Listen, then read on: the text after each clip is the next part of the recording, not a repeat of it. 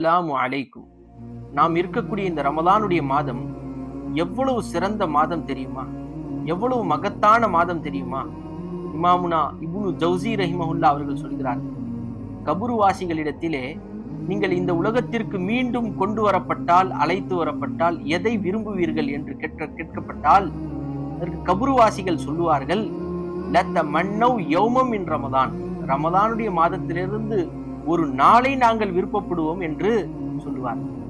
அந்த ரமதானுடைய மாதத்திலிருந்து ஒரு நாள், அந்த ஒரு நாளை கொண்டு நாங்கள் தஸ்பீஹுகளை செய்து அதிகமான இபாதத்துகளை செய்து அல்லாஹுக்கு பிரியமான அடியார்களாக நாங்கள் மாறிவிடுவதை விரும்புகிறோம் என்று கபூர்வாசிகள் சொல்கிறார்கள் என்று சொன்னால், அந்த ரமதானுடைய மாதத்திலே தான் நாம் இருக்கிறோம். ஒரு நாள் அல்ல, இன்னும் 29 நாட்கள் நம்மிடத்தில் இருக்கிறது.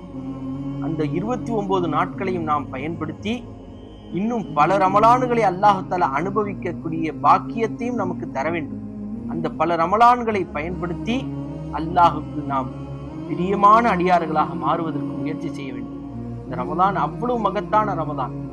மேலும் கிதாபுகளிலே வருகிறது, தஸ்பீஹத்துன் ஃபீ ரமலான், ரமலானிலே ஒரு தஸ்பீஹ் செய்வது என்பது கைருன் மின் அல்ஃபி தஸ்பீஹத்தின் ஃபீ கைரிஹி, மற்ற மாதங்களிலே 1000 தஸ்பீஹுகள் செய்வதை விட ரமதானுடைய மாதத்திலே ஒரு தஸ்பீஹ் செய்வது என்பது சிறந்தது என்று சொல்கிறார்கள் என்று சொன்னால், இந்த மாதம் எவ்வளவு மகத்தான மாதம்.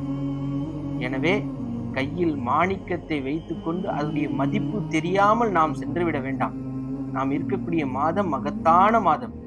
அதிகமான இபாதத்துகள், அதிகமான வணக்க வழிபாடுகளை செய்து அல்லாஹ்வை திருப்திப்படுத்துவதற்கு, ரசூலை திருப்திப்படுத்துவதற்கு நாம் பாடுபட வேண்டும். வல்ல அல்லாஹ் தௌஃபீக் செய்வானாக. ஆமீன் யா ரப்பல் ஆலமீன்.